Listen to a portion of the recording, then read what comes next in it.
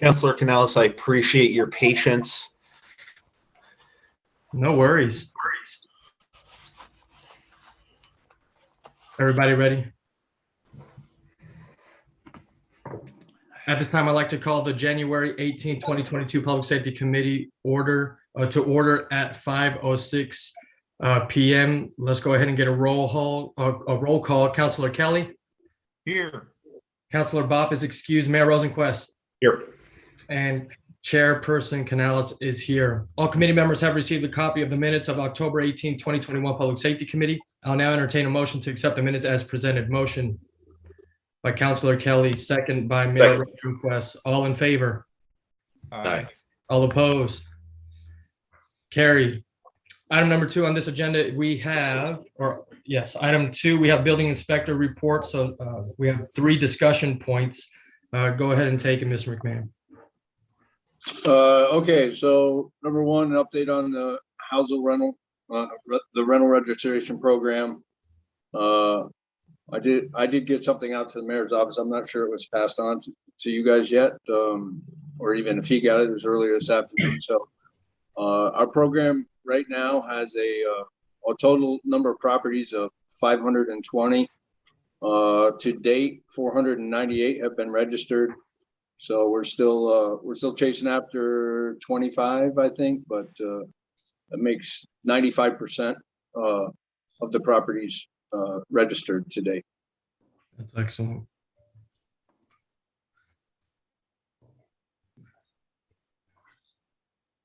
All right. Does any of the committee members have any questions, Mayor? Yeah, no, sorry, Councilor Canales. Joe, I did forward on your report to the councilors on this committee as a just a point of reference for this discussion. Thank you, Mayor. Is there anybody else? Councilor Kelly, do you have anything or are you good? I'm good. I'm good. Okay. Let's go ahead and move on.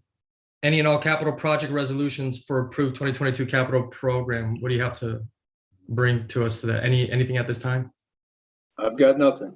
Okay. All right. Well, keep us abreast of that and whatever else. Also, January violations report. Let me just clarify that we've got a couple of vehicles that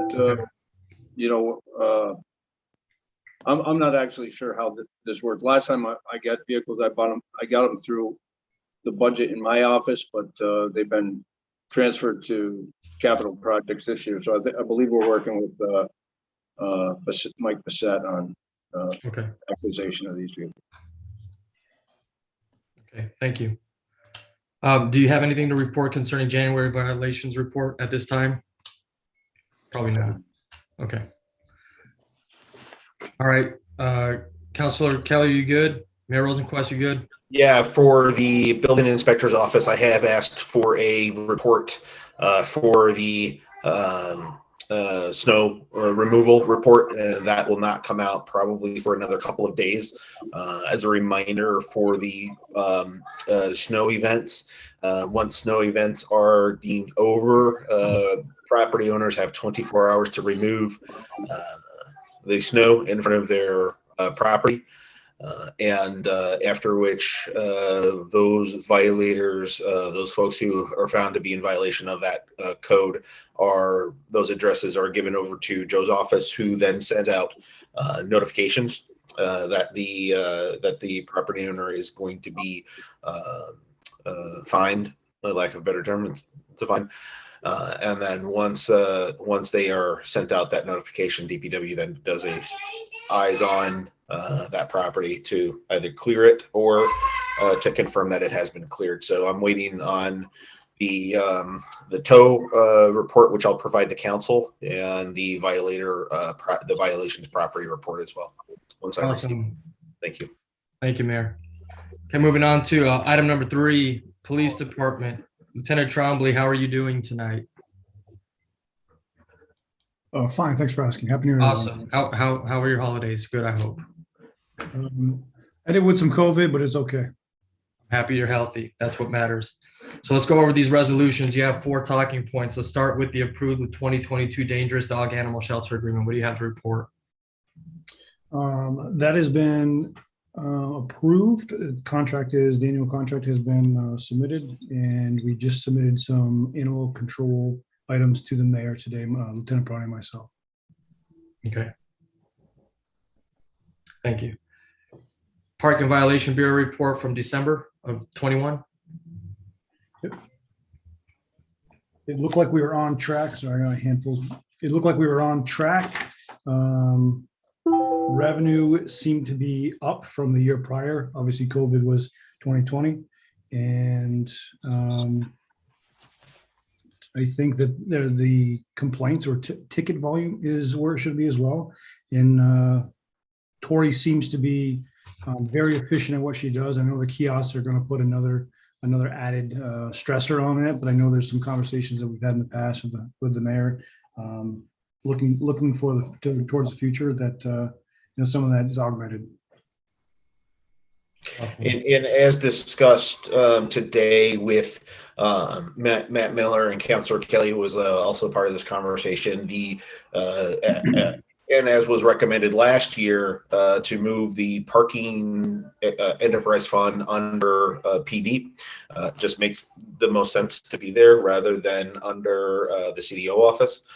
So the police department will now oversee that enterprise fund for parking. As most of us know, the parking fund is funded partially through tickets levied, as well as the special assessment district fee. We are in conversations with Matt Miller's office regarding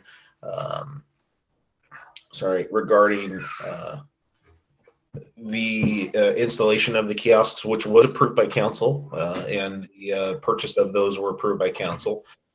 Once we get the pricing structure in place and the permitting structure discussed and in place, as well as the enforcement of both, we'll come back to council with a proposal.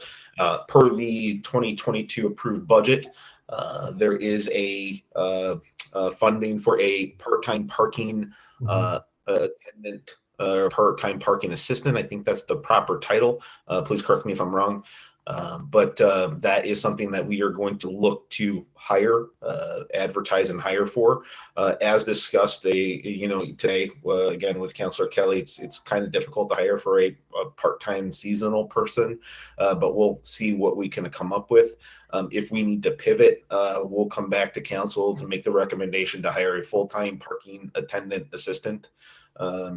And to see what we have to do with that, considering that the enforcement of the 2-hour parking, the enforcement of the parking lots, the enforcement of the permitting, and then also just keep in mind that we're now installing parking kiosks up at the beach to alleviate the stress and the need to hire somebody to sit at the gate. And we'll need support for essentially enforcement throughout the city. So that's where we're at with parking enforcement. And once we get the job advertisement out and have this meeting on Thursday regarding parking enforcement and permits and kiosks, we'll have another more formal memo that we can send to council after we get a bit of a better understanding of how the whole scheme is going to work. Awesome. Thank you, Mayor. Councilor Kelly, did get your message. I would certainly appreciate and welcome you to participate in that conversation on Thursday. Thank you. Awesome. Thank you. I know I went a little bit backwards or anything, but and correct me if I'm wrong, Mayor, this draft resolution, we do need to vote to bring to the floor, correct? Yeah, sorry about that. My oversight. It's a resolution that does need to be brought to the floor for approval. Okay. And that is just a little bit of a background. That's an annual contract that we renew I believe it's a requirement that we have a dangerous dog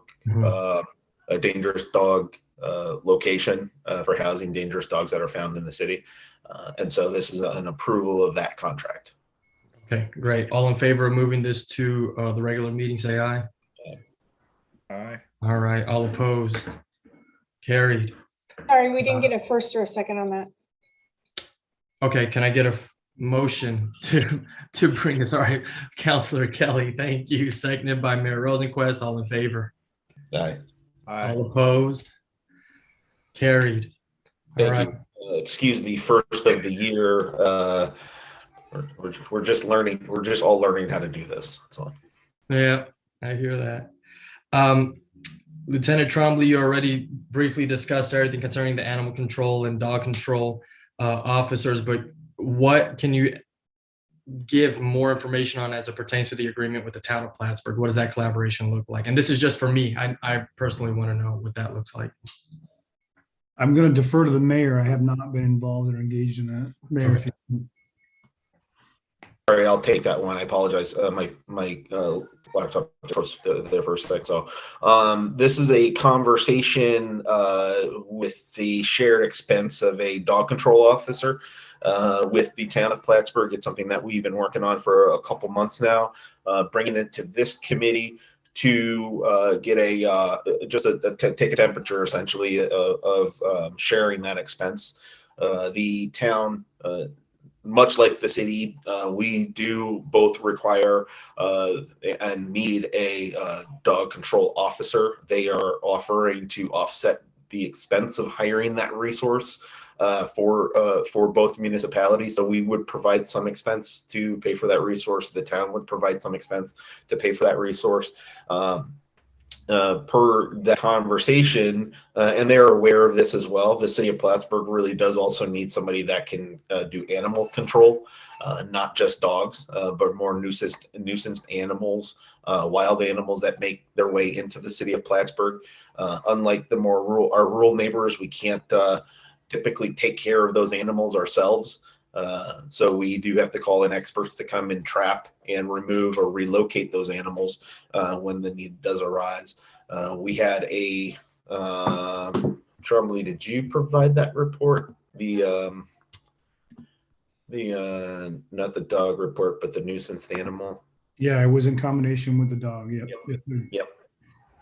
And just to clarify, so I sent this report to the mayor today. Lieutenant Parati and I were working on it, but the way that we've been maneuvering in the past with a lack of the protocol was if someone called regarding a wild or nuisance animal where there was no issues other than it was just around, they would call the PD and we would provide them with a contact number.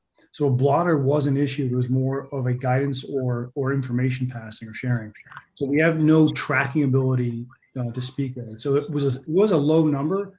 I believe those numbers are much higher, but the numbers that we do have, or the instances that we do have, are usually like, an animal acting peculiar or an injured animal, whether it was motor vehicle or just injured on unknown reasons, and we would respond and assess. Those we have. So again, just to clarify, Mayor, those nuisance animal numbers are obviously low. Yeah.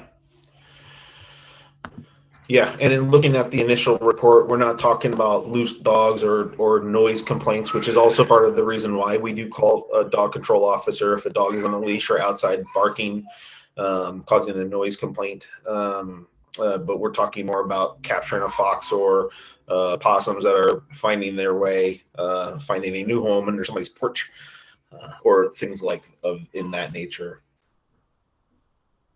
Okay, thank you. Moving on, item number 4, fire department. Chief, what's going on? What do you got for us? EMS call volume.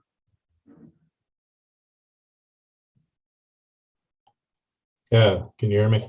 We can hear you. Yeah, EMS call volume, 12 days. We're moving right along. It's been busy. It's been busy all over for the department. If you've read anything in the paper about certain fires that are happening in outside areas, we're getting called to. We had a structure fire over off of Main Mill. We had one there. We also had one down off of South Peru. So it's been some busy times. So let's roll that into the EMS call volume for 2021. What did it all look like for 2021? So 2021, we had a jump of about 200 calls as compared to the previous year. We also started implementing a second ambulance when we had 8 people on duty. You're showing 129 calls that we picked up that would have previously gone to having to have another EMS provider come into the city. So that adds revenue when we have staff that are present. So that's not calling in more staff. That is when the daily staffing allows, we can put that other piece of apparatus in service. Awesome. So having staffing is a good thing then, huh? Yes, yeah, absolutely. We typically in the years past, there were 600 calls that were coming in from either CVPH or Morrisonville would take them. Just with putting that ambulance in with our current staffing model, we picked up 129 of them. So. Okay. So what's the overview, if you can, discussing on the staffing and the use of that staffing? I sent a graph out. Mayor, did you get that to them? About when you have certain people on duty, what apparatus are in and how things go for each call? I don't see. Yeah, I don't see. It's going to tell you 7 on duty, 8 on duty, 9 on duty. It's got class staffing. Yeah, one of the things that I wanted, I asked Chief Lawless to talk about is how his staff is used when there's a fire, how many people need to go in, how many people are on call, in terms of how many people are in the fire stations and how those people are leveraged on the types of calls. This is an explanation that he provided to me early in the year last year, which I found extremely valuable in terms of understanding how the department operates. So I unfortunately don't see it, Chief. Okay. Is this it? Let me see if you can. It has like a little pie graph on there. No, that's call volume. Okay. I will be able to get that out to you. I thought it went to you guys. I apologize, but it goes to cross staffing. It shows how we use firefighters to, yes, that's it. How we have firefighters that can cross staff, and that they go on different apparatus depending on the call. So we don't just use them to one piece. Right now they're going out on an ambulance call. So those we do have it. It's page 25 of what was sent out. So we have it. So right now they're out on an ambulance call. That's 2 firefighters that were assigned to a fire engine that are now going on the ambulance call. It's what call comes in first as to where you send your resources.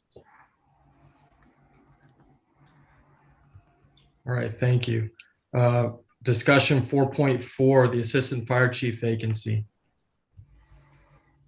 Okay, we've been working on that. The mayor and I have going through what the credentials should be for an assistant fire chief.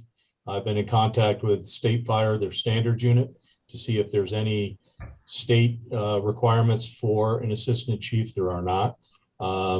We are working on some things to work on the succession planning that this person is set up so that once that they get in, that we will ensure that they have the training needed to step into a chief role if need be. We have New York State requires a certain level of training for a fire chief. It's a general municipal law. Civil service won't let you step into that role unless you have it, not even on a temporary basis. So we're doing that so that we have some succession planning if something was to happen. So with this position, would it be basically a collaboration of effort that the individual will be doing a little bit of personnel management, but heavy on operation and training? Heavy on operation and training. Okay. They will have some different management jobs and tasks, but the general oversight will be that, developing SOGs, standard operating guidelines, making sure that those are up, best practices, make sure our training ensures our compliance. Excellent. Okay. Any and all project resolutions for the approved 2022 capital program? Discussed today with the mayor, we've got 3 projects in the capital budget. Those are a replacement fire engine for the fire engine that is on South Platte Street. That was slated to be done 4 years ago, was actually in production and then halted. But we're now 4 years further down the line with repairs mounting. where it's going to Public Works quite a bit. I'm glad for their collaboration to help us out. But we're having some, it's going to need to be replaced. So we have that. We also have an ambulance in, as every 5 years, we should be moving a frontline ambulance to a reserve mode and then replacing to the front line. That way, if something happens, that you still have reserve ambulance so that you can perform your services. Because when they go out, if there's a problem, then we're down an ambulance. Okay. Thank you. Councilor Kelly, do you have anything that you would like to expound upon or have the chief expound upon, or we're good? No, not at the present time, Jamie. Thank you. Yes, sir. Mayor? Councilor Canals, I have nothing at this time. I appreciate the opportunity for this team to present, and these reports will be sent out to the entire council so that everybody has them, and we'll just make sure that people are aware of what's happening in each committee. Absolutely. Thank you. Any new business to be brought forward to this committee at this time? I have none. Councilor Kelly? No? Nothing. Okay. If there are any members of the public that wish to give public comment, you have an opportunity to do so now. Please raise your hand and resume, and Ms. Carlin will allow you to come in if we have anybody. Councilor Canals, there's nobody in the waiting room right now. Okay, great. I'll go ahead and take a motion to adjourn this committee. Motion by Councilor Kelly, second by Mayor Rosenquist. All in favor? Aye. All right, all opposed? This meeting is adjourned at 5:28 p.m. Thanks, everybody. Thanks, folks. Thank you.